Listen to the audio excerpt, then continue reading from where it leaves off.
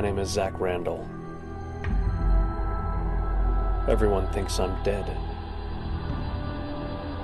but I'm not.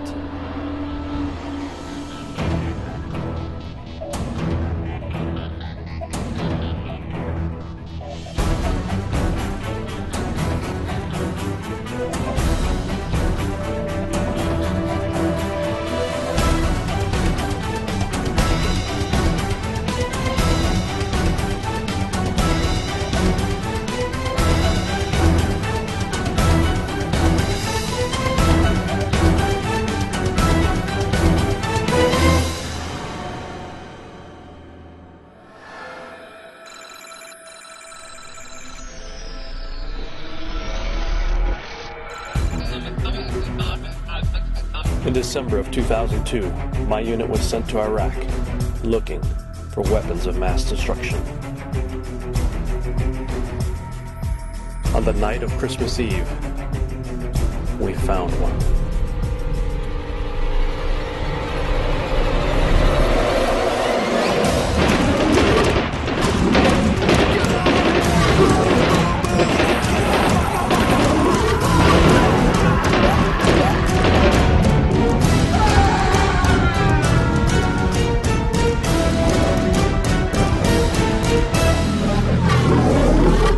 Today, Azazel.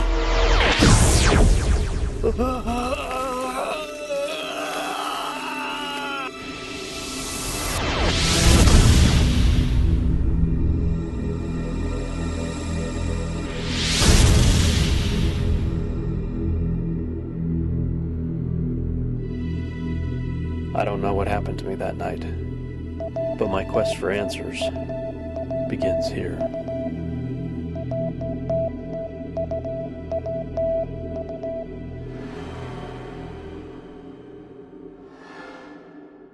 Hello and welcome to the Revolutionary Radio Project. I'm your host, Rob Skiba. What you just heard was from the promotional trailer for my new sci-fi series, Seed. At the beginning of the pilot episode, we learned that Agartha was the call sign for my main character's military unit when they were assigned to Iraq looking for weapons of mass destruction. In the story, they go into a portion of the Underworld, where they encountered a very dangerous ancient creature. To learn more, check out seedtheseries.com. That's www.seedtheseries.com. A few weeks ago, I had Reverend Jim Wilhelmsen on my show, and we talked about Agartha and theories about the underworld. This is a place known by many names to many cultures. Agartha is just one name. Others would include more familiar names like Hades, Sheol, and even Hell. We covered a lot of ground in that episode, but there's still so much more to talk about, especially when it comes to the Nazis and their connection to the underworld, Antarctica, the occult, UFOs, and abduction scenarios. These are all the subjects that I hope to cover in our show with our guest, and I know that he's very passionate about these subjects.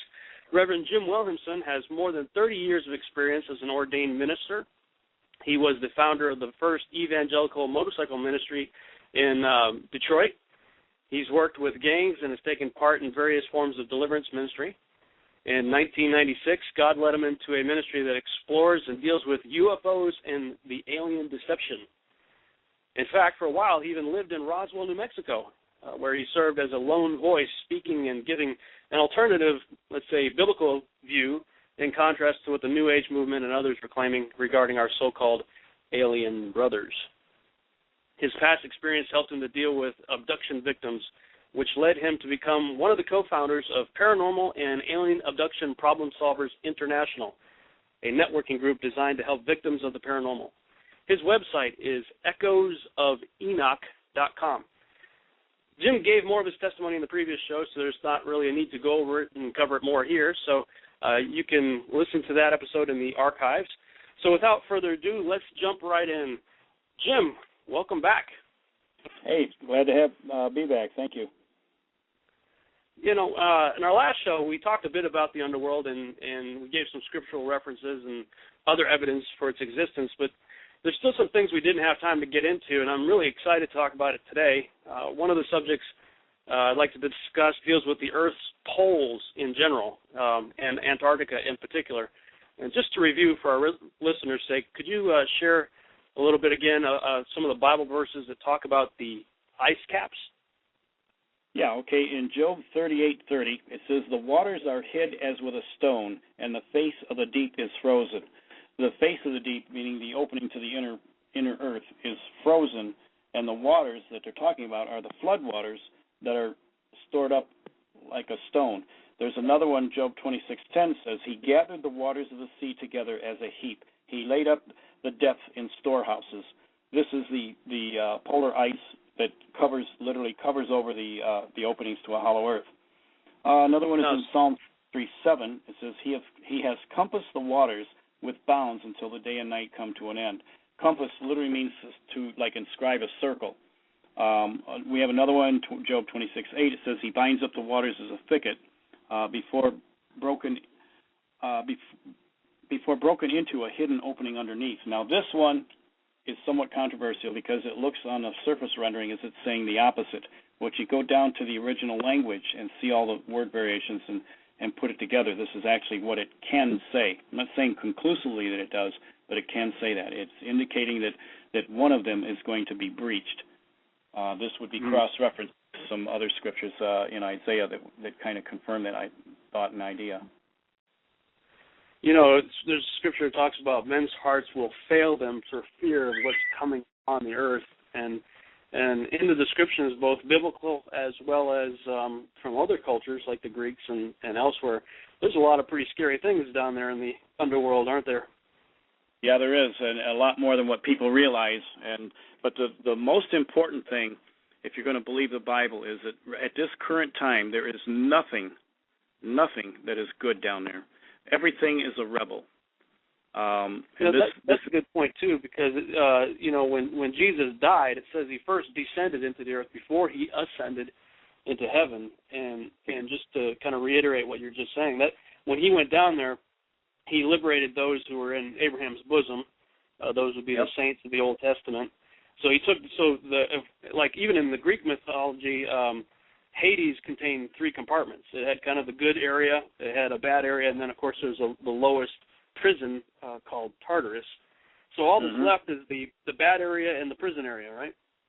Yep, exactly. And so the idea is that the upper chamber, which was literally Abraham's bosom, and we discussed that was kind of like a holding pin for those that died in faith, could not go to be present with the Lord because Christ had not built that bridge back to reconciliation. So after Christ, now we're even told that there was a resurrection of Old Testament saints that went in and witnessed, after the Lord's death, and then, as Paul says, to be absent from the body is to be present from the Lord. But that's kind of an important element there to realize that there was an upper chamber that was like a holding tank until the death, and resurrection of Christ, where he set the captivities free. Now they're in heaven. So everything that exists there now, in one form or another, is a rebel. One of the most curious prophecies in Amos 9th chapter, beginning to 2nd verse, it says, "Though they dig into hell, thence shall my hand take them. Though they climb, though they climb up to heaven, thence will I bring them down. And though they hide themselves in the top of Carmel, I will search and take them out thence. And though they be hid from my sight in the bottom of the sea, then will I command the serpent, and he shall bite them." Now, this is talking about a people that are fleeing the wrath of God for some horrendous thing they did against God and man. And in their flight, they're actually going in two different directions. They're trying to ascend into heaven and dig into hell. Now, what's interesting is that, this has always been taught that this was metaphorically speaking of impossible lengths that man couldn't accomplish. But, of course, we know now in modern times we can. And there was one group of people that tried. It was half of what their whole agenda was about.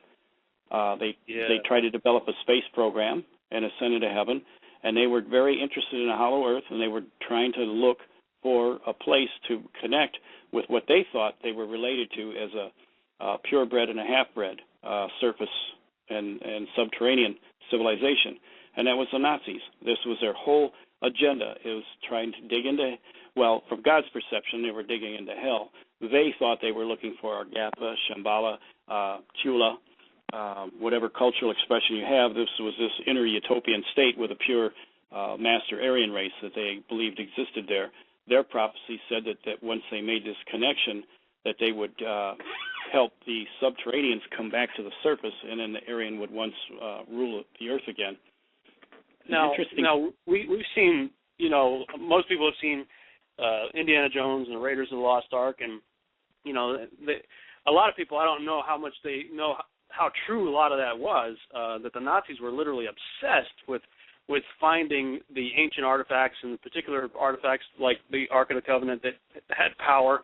But they were looking for another power too. What was it called? The Vril energy? Vril? You know anything about the Vril, yeah. It was the this is going to sound really whack. The whole concept of the Vril Society, which was based on this kind of a energy or power that was linked directly to a person's mind. So it was kind of a mind form of power. This was all derived from a science fiction book written in the 1870s by Hewart Bulwer Lyttle. He was an Englishman. He was an occultist, a member of the Golden Dawn. Most of the people that were occult initiates or into Gnostic social societies and whatever never took this as a fictional book. They thought that it was truth veiled under the guise of a fictional book.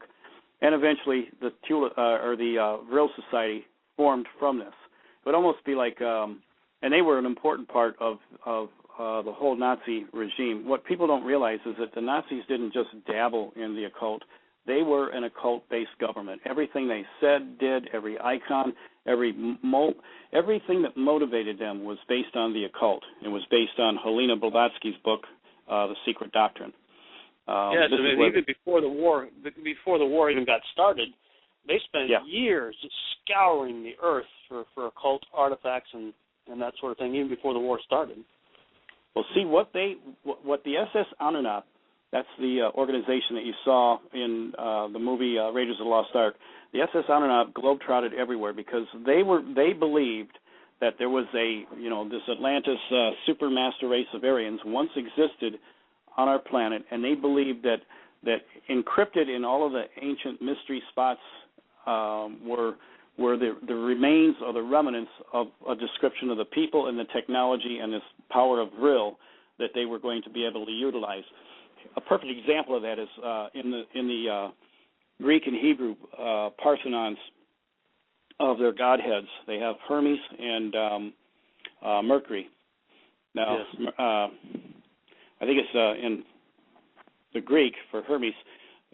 His symbol is the medical staff, the Sadducees, which is the intertwined serpents on a pole with two discs on the end of it, and then wings of flight above it. The caduceus. Pardon? The caduceus. Yeah. I'm sorry. Yeah. Now in the, I think it's the Roman. I always get them two mixed up. I think it's in the Roman. Yeah, Roman was Mercury. Mercury, right? Now Mercury, he had the helmet with the little wings on his on the helmet and the wings on his feet. But basically, he was the god of commerce and swift travel and trade.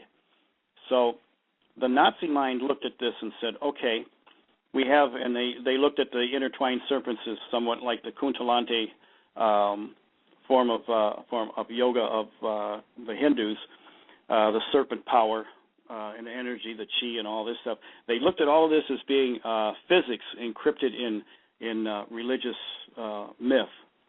So they said, okay, what if now they would take all this stuff back to Wellesberg Castle under Heinrich Himmler's direction, and it was kind of like a Nazi think tank for Nazi science. And they would pour over this stuff, but they tried to extract a possible physics from it. So they would look at the element mercury, and they said, okay, let's take the element mercury, and if we put it into a vortex implosion based on Victor Schauberg's understandings, it's going to produce an electrical charge that can produce flight. This was actually the foundation of the beginning of the technology that made a UFO, something that was anti-gravity electromagnetic that could make Mercury go at relativistic speeds and actually literally breach the space-time continuum, which sounds really far out, but I've been saying this for over 14, almost 15 years now, Rob, and what's amazing is last night on the television, I saw the very thing on TV. I never thought I would live to see the day when some of this stuff would actually come out. I was laughed to death at 10 years ago, and now it's finally coming on the TV, but it's coming on in bits and parts and fragments, and they're putting their own twist on it.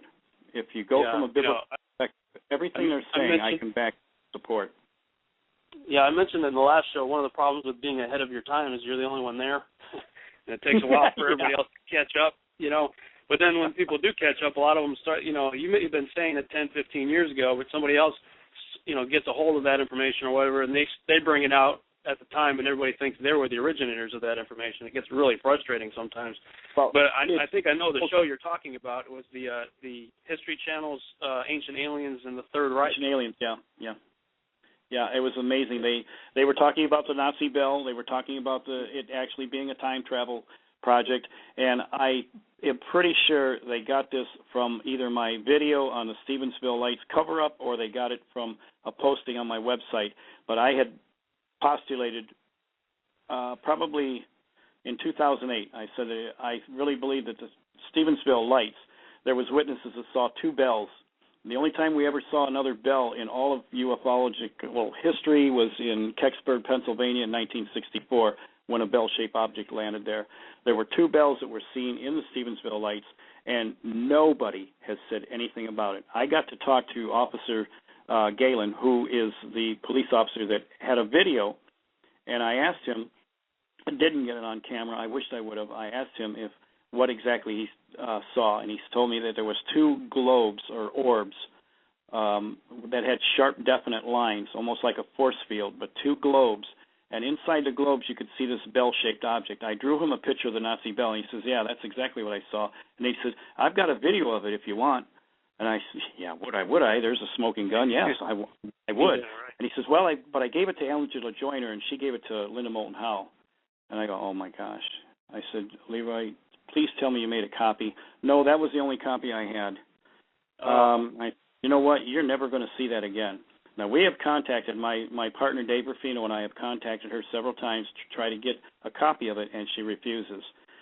She's been working with Jim Mars, with some of the other recent activity going on within the secular UFO community. Nick Redfern just wrote a new book. He's claiming that evangelical Christians called the Collins Elite are involved with their government to cover up a lot of this stuff for fear or threat to our faith. I know Jim Mars believes that. He was in my store. We talked quite a bit. Matter of fact, last night, some of the stuff that he was sharing was stuff that I had talked to him about in my store. I just thought was kind of rather funny. They're covering this up. The UFO hunters were down there. MUFON was down there. They're all well aware of all of this stuff. I had several witnesses that I talked to that saw the same thing. These things had never been seen since 1945, well, other than 1964 in Kecksburg. Now, last night on the program, they're talking about it being time travel, and they mentioned that maybe Hans Kammler, SS General Hans Kammler, the head of everything, if you could imagine the head of everything that was Black Ops and the most secret things, he was in charge of the Nazi atomic bomb program, the time travel program, circular disc aircraft at Nordhausen. He was in charge of all this stuff. He disappeared right off the face of the earth with no, just like he disappeared. Now there's a lot of most people I think by now have become aware of Project Paperclip, where the U.S. government brought a whole bunch of Nazi scientists and stuff over to our country, Werner von Braun, people like him, to help our science programs out. But I don't think a lot of people realize just how many Nazis actually did completely disappear, just like the gentleman you just mentioned. And a lot of their warships and other ships disappeared too, didn't they? There was, they say, it varies who you say, but up to maybe 100 submarines had completely disappeared out of their pens when we overran Nazi Germany. Wow. Now, Admiral Donitz had made a statement to young naval recruits that if the war should happen to take a turn for the worse, that they had already prepared a safe haven as a redoubt, an escape route. And I believe he was alluding to Base 211 in the Antarctic. As early as there was a lot of fuss about that after the war, wasn't it? I mean, after the war, the speculation was that they went to Antarctica, but there was a whole, I think under Admiral Beard, right, the United States launched a kind of a whole bunch of ships out there to go check it out, didn't they? Well, Operation Highjump in the latter part of 1946 and part of 47, they were only there. They were outfitted for 8 months, but they were only there for a couple of months. And the big fanfare was that they were going down there to do further seismic graphing and charting, and they were going to test military equipment in extreme cold weather. They left with 13 ships. And what's funny is, okay, this is a scientific expedition. There was not one special-built scientific ship that went. There was an aircraft carrier. There was a couple of battleships. There was submarines. There was an entire contingency of an assault attack group, 4,000 troops, and there was not one scientific piece of equipment going at all. This was a major military assault. They landed in 3 different parts in a kind of a pincer movement, headed towards an area that was from Queen Maud Land, which was renamed New Schwabenland. That was from the Nazi expeditions in 1938. They cordoned off an area and called it their own. Submarines during the war, during the war, were captured in and around that area. Sometimes had a typical crew of 8 people. They would have like 50 people. And it had every indication of a massive exodus of people, equipment, and supplies. Some of the supplies that were captured, not even captured, they were sunk. There was one ship headed towards that area, and another one that was recently on the Discovery Channel thing about mercury seeping from this sunken German submarine. There were payloads of mercury, as much as 33 tons of mercury in these military payloads that at the time, in the 40s, mercury was used for thermometers and switches and had no military significance. But the little story that I told you about, mercury is the main principal element of UFO technology for anti-gravity. Yeah. So we have a lot of the evidences there. And the OSS backtracked everywhere the Anunnaki went. The OSS backtracked to try to find out what they were up to and where they were going. They followed them after the Tibetan expedition, and from that is when they announced that they had found a opening to the hollow earth, and that's when they cordoned off this area in the Antarctic. And then after the war, when they had all these mysteries, you can look up at Guinness Book of World Records, the entire German Reichstag Bank disappears. It's listed under the world's largest unsolved bank heist. The entire economy, it's like somebody rolling into the United States, into Fort Knox saying, "Where's the gold?" and everybody's shrugging their shoulders going, "I don't know, what gold?" You don't lose a nation's economy. So all these, so let me get this straight. All this gold disappears, a bunch of Nazi scientists and high-ranking officials disappear, and a whole bunch of ships head for the Antarctica. So what do you think's going on down there? They live to survive another day. Now, a lot of your skeptics will say, okay, we did capture circular disc aircraft from the Nordhausen complex and in Prague, but there was nothing that amounted to anything. We made the Avro car and a few other blunders, but it never did anything. And what we did capture were nothing but conventionally propelled vehicles, some of them nothing more than big, giant helicopters. Some had some of the principles, but nothing that was way out of the box like anti-gravity electromagnetic stuff. But it stands to reason. I worked in auto prototype here in Detroit, so I understand the whole prototype process. They left the junk. We tried to back-engineer junk. Now, the most convincing thing and compelling thing is you look at the early 40s, or the late 40s, early 50s, right after the war. All of a sudden, people in Nevada, California, New Mexico are running into space brothers. They're tall, blonde-haired, blue-eyed, Germanic-speaking people. They call them Nordics today, but they called them space brothers back then. They looked and talked and acted like German soldiers. They had a Germanic accent. They were all perfect specimens of blonde-haired, blue-eyed Caucasians. And they flew in craft that was identical to the captured documents that we found in Prague and also in Nordhausen. So all of the connections are there if we bother to study some of the history. Even some of the major contactees of that time, whether it be George Zabdansky, offhand I can't Billy Meyer. Billy Myers was a 60s, 70s contactee, and it's like he's the next generation that carried over. But yes, definitely. When you look at all of the people, though, except for Billy Meyer, when you look at all the early 50s contactees, all of them had connections with occult lodges. with the occult in general, and they had Nazi connections.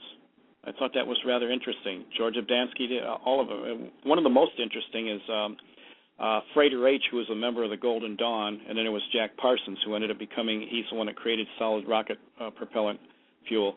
You wonder, so the thing is that skeptics will say, yeah, we back-engineered this stuff, it didn't work, the Nazis really didn't have that much technology, so end of story. And I say, no, it's not the end of the story, because you look at the whole phenomena of early contacts with so-called aliens. They weren't the little gray guys at first. They were Nordics that looked and fit the whole bill for possibly these escaped Nazis.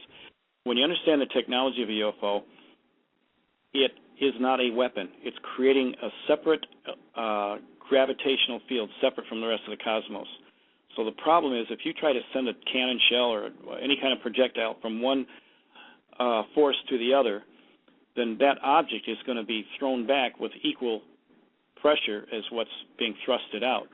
So you don't have anything that's actually used as a practical weapon. All it does is it looks kind of intimidating, shiny, awesome. If you fly close to electronics, it will knock out the navigation or electronic systems on there, which the Foo Fighters over Germany did exactly that. So all they had was something that looked intimidating and cool and overwhelming, but they couldn't use it as a weapon. So what do? They start landing in their enemy's territory and start proclaiming a new gospel, a new age gospel. All it is rehashed Theosophy. They turn the hearts and the minds of their enemy towards themselves. How effective was it? What I was getting to is the one guy named Frater H. He ran into the Space Brothers in 1946. They started giving him ideas, and he started writing science fiction books and became pretty well known. And then his ultimate, he wrote Dianetics and founded the Church of Scientology, because Frater H. was L. Ron Hubbard. It's crept into Hollywood, which has crept even possibly right into the White House, and it's affected an entire generation. He's just one of many that have had the same kinds of influences. So you have that influence on one direction, but you have through paperclip, most of these scientists were well connected with aristocratic Europeans. They had the finest educations. They came over here. They fit the top positions in our society, in our academia. As teachers, they were told, go ahead and start teaching in our universities to supplement your pay. Some of them got into the industrial corporate heads. Kurt Davis, the head of the Marshall Space Center, Werner von Braun, the head of NASA, and also the head of industrial security, which eventually became part of the NSA. So, I mean, the highest levels of our security, the highest levels of academia, the highest levels of our industry, they filled those positions so that 60 years later, we now have become what we once fought against on a battlefield. Yeah, we've become the Fourth Reich. Yes, exactly. We invited a fifth column of a Fourth Reich into our very infrastructure of our country. We did exactly the opposite of Joshua and Caleb were warned not to take the spoils of war into themselves because it would change them from within. This is the whole story of the idol and how they were defeated by their enemy. And so that was the whole warning, and it's probably something that we should have done. See, we compromised out of fear. When we discovered all this crazy stuff that they were doing, it was so outside of the box. We were so afraid. We didn't even want our allies. We didn't want Russia. We didn't want anybody getting that stuff before us. So under the guise of national security, we doctored up their records, brought over some ardent, hardcore Nazis that looked at Hitler as their messiah, and kind of tried to make them look like good little Americans now that were going to, do their thing for us. They were still on the same agenda. We got hit with a 1-2 punch, one from Operation Paperclip within our country, and the other one from the Schwabenland in the Antarctic, where UFOs started landing and pretending to be aliens when here they were just the last bastion of Nazis. Admiral Byrd was going down there to flush them out. They failed flatly. They got their butts kicked. They came back in 2 months. There was a ship-to-shore message between a Chilean newspaper and Admiral Byrd, where Admiral Byrd apparently told them that in the future they would have to prepare to defend themselves from vehicles that could go from pole to pole in a matter of minutes. Now, of course, this was all pulled. It didn't happen. It's a non-event. As soon as Admiral Byrd and the military contingency came back to the States, he was taken to Washington and censored, and he stayed quiet ever since then. But it's interesting that in 1952, he was pushing for our government to start using the Antarctic to test our nuclear bombs. In other words, drop them over there. So within weeks of it going to the Senate floor, to be presented as a possible bill, all of a sudden Washington, D.C. is buzzed by UFOs. And you probably have seen it's a pretty famous color video of it. It's pretty neat that you can see these formations of UFOs that are flying right over the White House, or right over the Capitol building. And as soon as they scramble jets out, these things blink right out there. They don't exist. This happens about 3 different times. And the interesting thing is they were flying in a typical German formation. There's just so many little connections like this. That's why I had to write a whole book about it. That happened right after Admiral Beard says, okay, I think we should be testing our nuclear bombs in Antarctica, and I would suppose that means we need to be blowing that stuff up because there's some bad things going on down there. And, exactly. And right as Congress is considering that option, all of a sudden UFOs started showing up all over the place and basically scared us into not doing that, didn't it? It absolutely did, yep. Now, the interesting thing, that Amos 9th chapter text that I was telling you about, there's 2 things in there that's rather interesting. And this is one of the things that the program brought out yesterday, too, was could the Nazis have been in contact with aliens? Did they get their technology from aliens? The book of Enoch tells us that these fallen angels that caused all this mess in Genesis 6th chapter, that one of the other things they did is they scattered the secrets of heaven amongst men. Now, they didn't say when, where, why, or how, just that they were going to, that they had scattered the secrets of heaven. Well, what are the secrets of heaven? I say it's the physics, it's the science, it's the technology, it's a certain aspect. We think of heaven as being some kind of never land of wispy little ghosts sitting on a cloud strumming on a harp all the time. But, there's mansions prepared for us. There's streets of gold. There's the throne of God. I mean, there's a physical, tangible nature to whatever heaven is. So that means God being the God of order and structure, there's also a physics that goes along with that. This is what they imparted to mankind. So, the Nazis didn't come in contact with aliens. They came in contact with fallen angels. This is a fulfillment of that, of what we read in the book of Enoch. But also we see it in the Bible, because where it says in Amos 9, I think it's 3rd verse, that though they hide themselves in the bottom of the sea, he would send the serpent to bite at them. It's interesting that these words, a lot of the Hebrew words, have dual meanings, and contextually they can be either way. It depends on how you perceive the scripture to be. Well, the translators could only see it one way, and that's why they said, well, it's a snake and it's biting at the people. And if it was a snake, I guess that would fit. But the Hebrew word nakash never actually meant a snake. So there wasn't no talking Mr. Head snake in the Garden of Eden.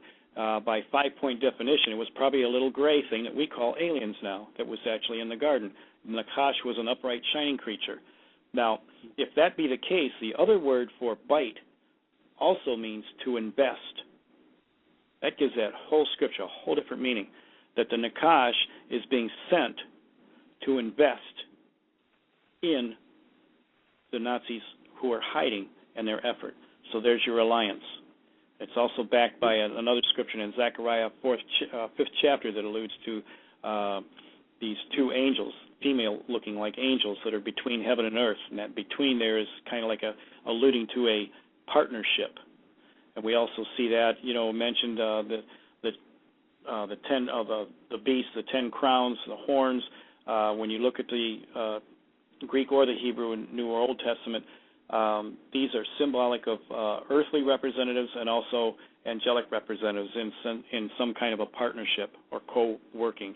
So all of this it's true, but it can be verified by the Bible, and that's why you'll never see me on that program as a guest, because they don't want to know the missing gaps, because it comes from the Bible, and if that is reliable, then the rest of the Bible is reliable, and that's why my stuff will never be there, or me. Right. As you were talking, I was thinking there's a bunch of questions I have for you. I'm going to try to figure out which is the best order to shoot them. But you were just talking about the women who had wings like a stork, and they're carrying the woman in the basket. That's Zechariah chapter 5, I think. Yeah. Mm-hmm. Now, I think in one of your videos you talked a little bit about that, and broke it down in the Hebrew, and it made it sound like the basket was really kind of a description of a flying saucer. Can you talk about that a little bit? Well, there's several things going on here. The basket is a word like our English word cup. It can mean an object that holds something, or it can mean a specific measurement. So this word for basket, ephod, can mean a woven basket that was used specifically to measure a certain amount of grain, or it can mean measurement in general. Now, at a particularly weird time in my life, I think it was just one of those divine appointments, I had gotten an email and somebody was asking me about the scroll that was in heaven and this thing first. Could that be a UFO? Well, I kind of read it and I figured, well, I'll get back to it. But the basket and the woman kind of stood out, and I thought, I'm going to have to look that up in the original to see what that is actually saying. But at the same time, in the mail, a DVD came, a recording of 2004 when a bunch of Christian researchers went out into the desert, according to some of the work of Dave Flynn, and he had measurements and calculations. This guy he sees the whole world in that way, and it's just ingenious. His book, one is Sedona, Mars, and the other one was The Temple at the Center of Time. Based on his work, they went to the coordinates. I wasn't able to make it that day, but all of my friends did, and they made a video, and they blow the shofar, and they reclaimed Roswell for the Lord at the very location where the crash was supposed to be. And it's funny that ever since that date, there's been a Christian presence standing in the gap to all the festivities that go on at the annual July 4th festival of the UFO crash. Ever since that time, there's been that. Well, I wanted to watch this, so I'm looking at this, and I'm keeping in mind what was sent there. The question that was asked. So measurements stood out in my mind. I'm going, wow, there's something there. So I went back and I looked at, that's when I found out the word for the basket actually meant measure. It could mean measurement. Now the woman is symbolically representing the whore of Babylon, or false religious belief system. The disc, or the cover that's over the basket, that's what got really interesting. It's actually talent of lead is what the King James puts it out as. When you look at the original Aramaic in that section, talent of lead actually is trying to describe the shape and the color. Now, a talent of lead, literally, it was meaning an economic system, and it was meaning a coin. But those words are like vowels, and they can mean one thing at one time and one thing for another time. It's called the rule of duplicity. It's part of a proper biblical interpretation. And if you look at those words, the alternate meanings, it's describing literally a round, flat object, and it's describing something that's a gray metallic object. So we have a round, flat, gray metallic object. And in context, it's saying this is the image that goes out and deceives the world. And the whole it's flying. It is flying. And the whole purpose of this is it's taking the woman down into the land of Shinar to prepare a firm foundation for it, where it will go from there all over the whole world. So this happened in ancient Babylon, and it was more of an economics exploitation. But and this is where it gets weird, and you've got a good handle on this, and this is where it got my attention about you, and that's why I sought you out to contact you. 33.3 degrees latitude. Yes. We see that as being right on the top of Mount Hermon, where the fallen angels first descended, according to the Book of Enoch. If you go 380 miles due east of that, you're in downtown Baghdad, where the Tower of Babel, where most archaeologists think the Tower of Babel once stood. Now, if you go way over on the other side of the world, and the land of Shinar means the land of two rivers. It's in a basin, and it's the two famous rivers, the Tigris and the Euphrates. Now you go on the other side of the world, and 33.3 degrees lands you in Corona, New Mexico, where there's a land of two rivers, the famous Pecos and the Rio Grande. The topography, the rivers, and everything are almost a mirror image. Not exact, but close enough to make you go, wow. Now, That's where the crash was, a reappearance of the second coming of these Nephilim.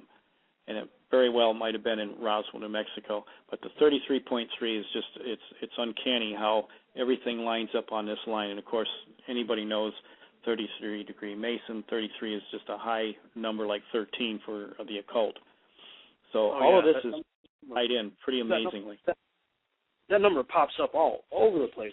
It's crazy. Yes. But, you know, what's neat about it is Jesus said he came to destroy the works of the devil, and I believe he did so in every way, right down to the numbers. I mean, I always wondered, why is it that Jesus didn't do anything with his life that we're aware of until he was 30? He died at 33 after a 3-year ministry and was dead for 3 days. You got the 3333 right there again. You know, look at Jeremiah 33. I will show you. I'm not going to be able to quote this right off the top of my head, but it says that coming. I will show you secrets of things that you don't know about the future, essentially. Yes, thank you. Yeah, it's amazing, isn't it? How the Lord works that way.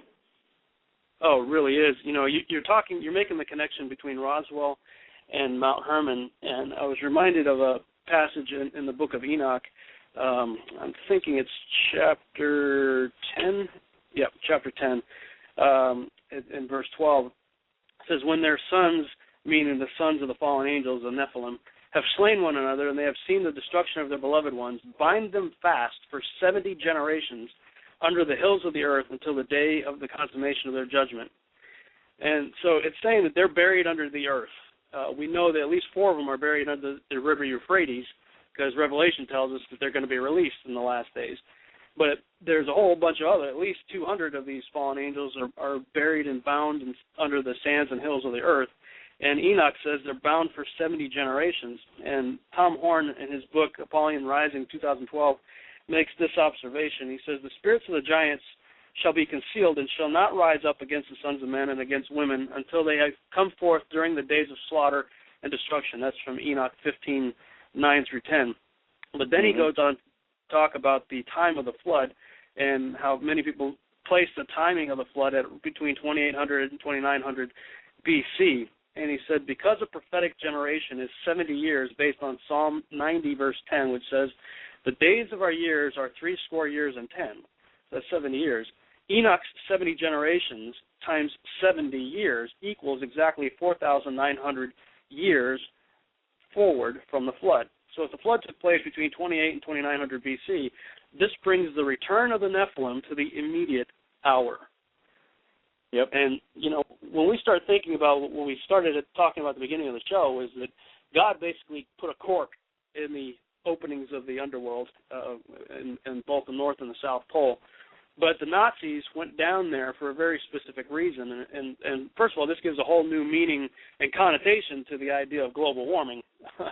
You know, if these and all the ridiculous amounts of money that's going into this nonsense, I believe it's being funneled into black ops with the purpose of trying to release these things. You know, we are at the time when these things are going to come back, and there are evil people that the enemy is using and, in fact, inhabiting in a lot of cases to bring about the fulfillment of this, I think. And one of the things that they're really promoting, and you mentioned it earlier, was the idea of Theosophy. Now, as I understand that kind of originated with Madame Blavatsky. Is that true? Right. Can you talk she was about, kind I of don't know if people know what that means. She's kind of a very eclectic, woman. She had the best. She came from Russian nobility. She had the best education that anyone could have at that time in the I think in her time it was like 1850s when she was being educated. Traveled all over the world. She combined, Theosophy was kind of a mixture of Taoism, Hinduism, Buddhism, ancient Egyptian mystery schools, Mithraism from Romans and Greeks, just kind of anything and everything that was Gnostic and occult. She kind of mashed it all together and made it one cohesive thought. Part of her book reads out almost like a same but opposite of Deuteronomy. I actually call her the anti-Moses. She's the one that solidified everything into one cohesive thought and presented to the world, the most satanic. If you want anything that's really a true satanic Bible, it's Secret Doctrine, both volumes. It literally redefines everything from an occult perspective, and that was the foundation of the whole Nazi agenda. And this existed even long before Hitler came into power. We're talking some of the technologies, some of the potential things that the Nazis had leaned toward were before Hitler. They were already in motion. Hitler was just the one that was like the magnet that helped energize it and become an official government-based project. Yeah, everybody has been following that rule book from Aleister Crowley to Anton LaVey, L. Ron Hubbard. They all kind of come from the same school, don't they? From this idea of Theosophy and the writings of Blavatsky. Yep, because like I said, she has taken everything occult, everything mystical, anything that's Gnostic. She melded it all together so that every one of these other beliefs outside of the truth from the Bible, she's melded it all together so they all fit. They all work in unison. And of course, this is so this is the book of the New Age. This is the book of the one world government, one world religion. This is the one world religion. And so I call her the anti-Moses. Yeah, if it's, I mean, Moses, he received the law, and that became the foundation of Judaism and the whole world, a whole new world religion of which Christianity came out of. That thing, that's part of our roots as well. And so, would you look at this whole idea of Theosophy then as the beginning of the Great Deception and what Paul referred to as the apostasy? Yes, absolutely. What I see is everything's happening in the same but opposite fashion. God once revealed himself through a specific bloodline and a national identity, the Hebrews and the nation of Israel. And it was based on that. And then when Christ came, now it's no longer based on bloodline and national identity, but whosoever will, based on the accomplishments of Jesus Christ, incarnate God. So Theosophy has its New and Old Testament versions too. Theosophy first appeared in an Old Testament version under Adolf Hitler and the Aryan and the German people. And after his death, now it's been spiritualized and offered to whosoever will, not based on Hitler, but based on the message, and that is that man will become God, not that God became man to do what man couldn't do. Man becomes God to do what no one else can. He will achieve his own godhood. So now this is a spiritualized message so that whoever believes in that will ascend into this godhood. This is the main theme and message of the New Age movement.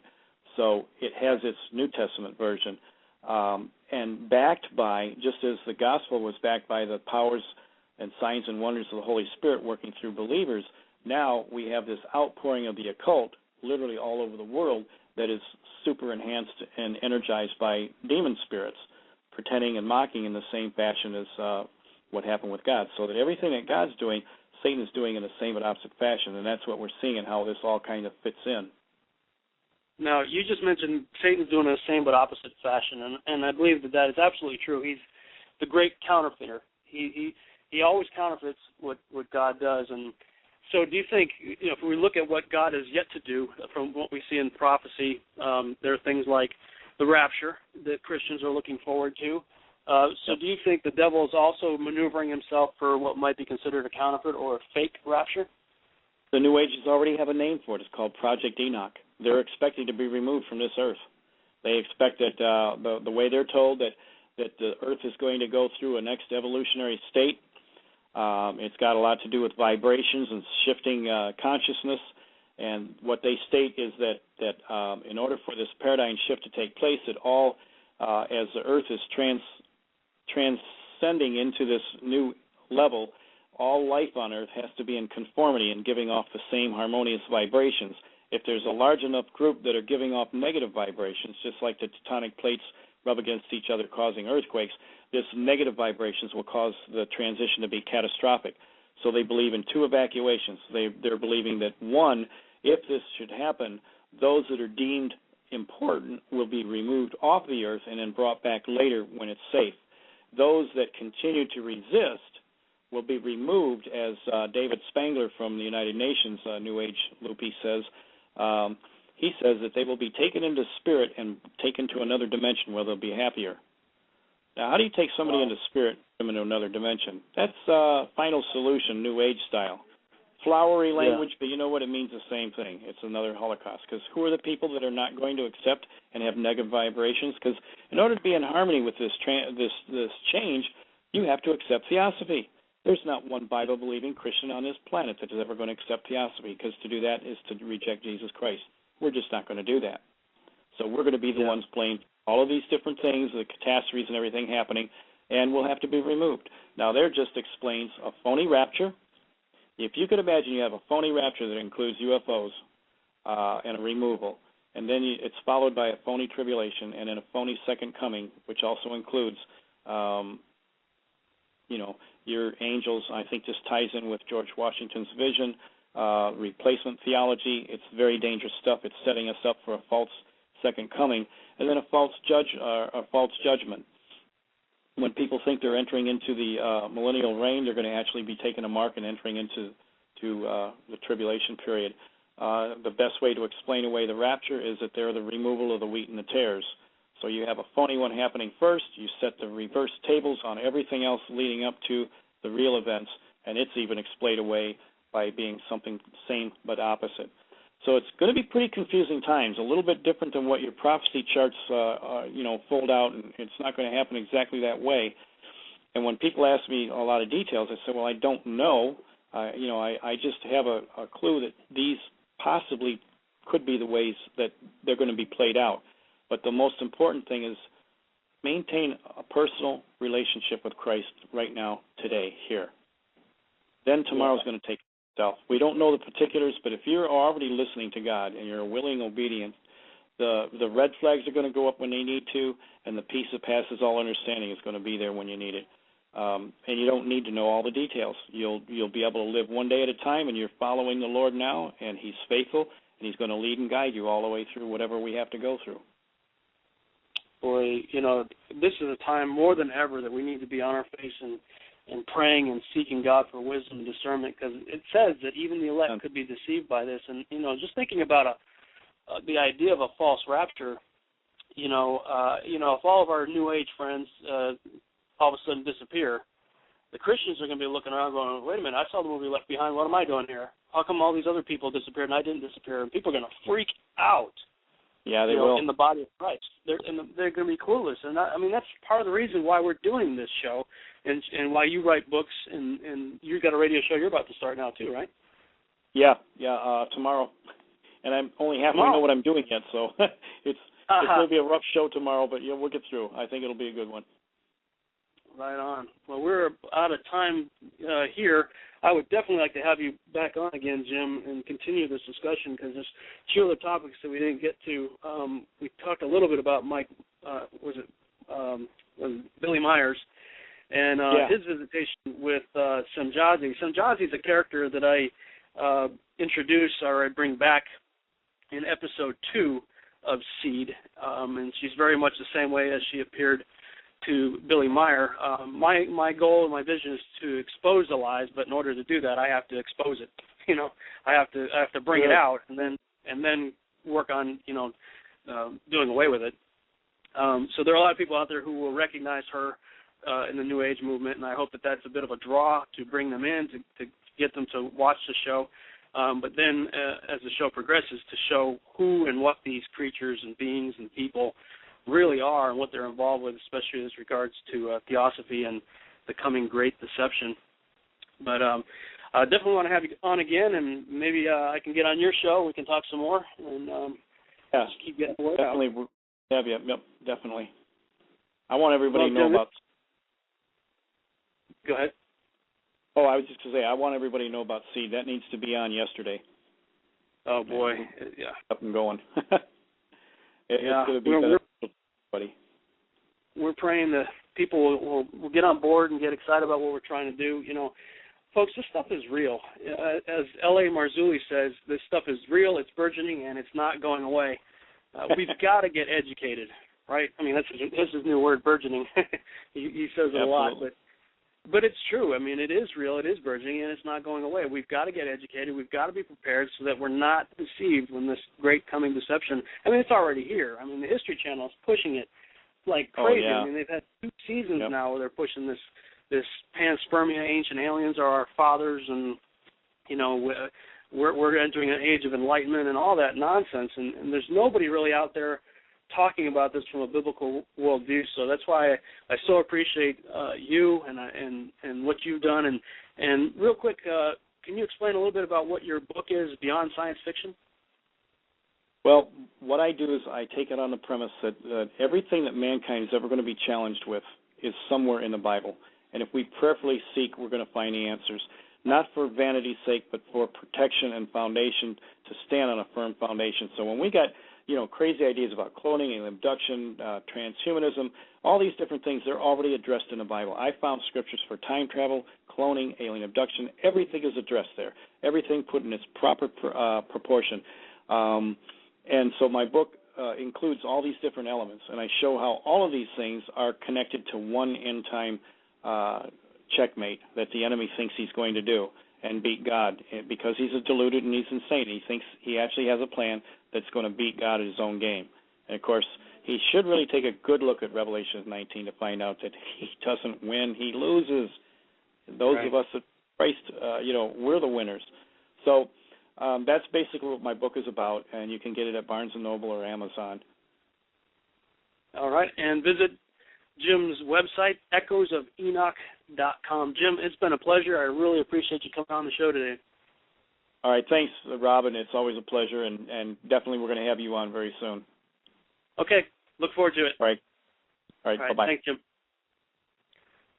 Folks, this stuff is real, and people like Jim Wilhelmsen, myself, L.A. Marzulli, Tom Horn, Stacy Harp, she's there here in the chat room. She's got her show. So many of us are out there trying to get the word out to the masses. And my personal belief is, while these radio shows are great and we've written books and stuff, not a lot of people know that. And my personal belief is the best way to get it out to the masses is through a science fiction TV series, and that's the whole reason for Seed, is to get this stuff out to the masses in a way that the world can receive it. The Nielsen report says that the average American spends 4 to 5 hours a day in front of the TV. And right now I feel like the church has been basically culturally irrelevant. They have not been culturally relevant, especially in the media, because they don't know how to communicate in a way that the world can receive it. And science fiction is a great way to communicate because people go into science fiction already suspending their disbelief. So if they've suspended their disbelief, that means they're open to believing whatever you want to show them. And the devil has taken advantage of that for decades. And we're trying to do our part to take that mountain of media back for the kingdom. So check out feedtheseries.com, check out echoesofenoch.com, and we hope to see you again here on the Revolutionary Radio Project. Thank you.